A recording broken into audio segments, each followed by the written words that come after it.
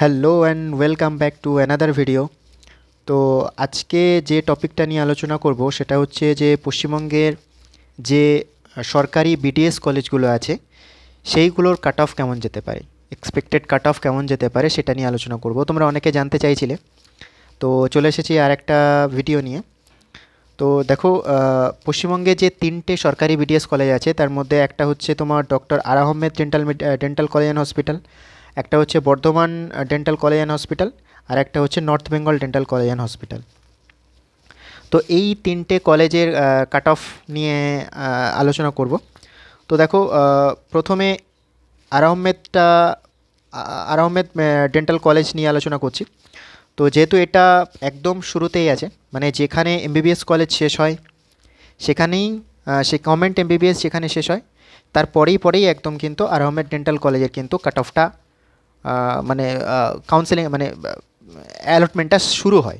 ওকে, তো ইউআর ক্যাটাগরির ক্ষেত্রে কাট অফটা এরকম যেতে পারে, যারা 55,000 থেকে 57,000-এর মধ্যে আছো তারা এই কলেজটা অপ্ট করতে পারো।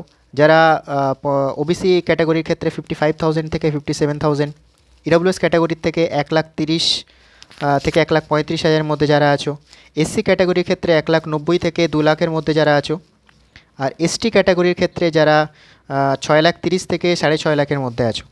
তো এই র্যাঙ্কের মধ্যে যারা যারা আছো তারা এই কলেজটাকে প্রেফারেন্সে রাখতে পারো।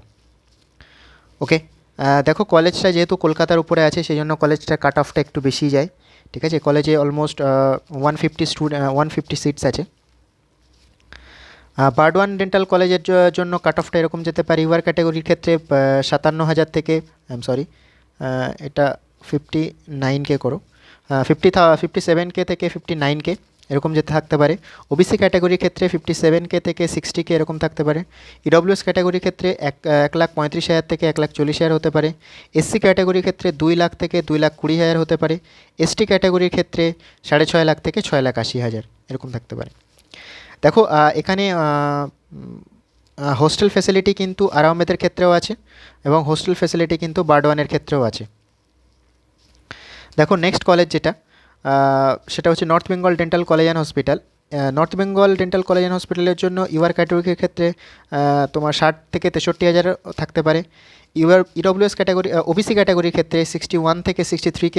ইডব্লিউএস ক্যাটাগরির ক্ষেত্রে 1,40,000 থেকে 1,55,000-এর মধ্যে থাকতে পারে। দেখো এখানে আমি 1,40,000 এই জন্য নিয়েছি, অনেকে কিন্তু নর্থ বেঙ্গলটা একটু বাড়ির কাছে, মানে ধরো যারা মালদা থাকে, মালদা বাড়ি বা মুর্শিদাবাদ বাড়ি, ওকে, নর্থ বেঙ্গলের ওই দিকটাতে যারা বাড়ি, যাদের বাড়ি তারা কি কিন্তু বার্ডওয়ানের জায়গাটাতে কিন্তু নর্থ বেঙ্গলটা বেশি চুজ করে। ওকে, তো নর্থ বেঙ্গল বর্ধমানের একটু কাট অফটা একটু এদিক ওদিক হতে পারে, হয় জেনারেলি। ওকে, এসসি ক্যাটাগরির ক্ষেত্রে দেখো 2,20,000 থেকে 2,40,000। এসটি ক্যাটাগরির ক্ষেত্রে 6,80,000 থেকে 7,20,000। তো এটা মোটামুটি কাট অফটা মোটামুটি এই রেঞ্জেই থাকতে পারে। ওকে, তো যারা যারা এই ভিডিওটা দেখছো তাদেরকে একটা রিকোয়েস্ট করব। দেখো, কাউন্সেলিং রিলেটেড আমি কয়েকটা ভিডিও আমি পরে বানাবো, 1 by 1। তো কাউন্সেলিংয়ের জন্য কাউকে টাকা দিতে যাও না। ওকে, কাউন্সেলিংয়ের জন্য কাউকে টাকা দিতে যাও না। তো কাউন্সেলিং কিন্তু এখানে আমার চ্যানেলে কিন্তু পুরোপুরি ফ্রি অফ কস্ট। তোমার যা যা ডাউট আছে প্রত্যেকটা ডাউটের আনসার দেওয়া হবে।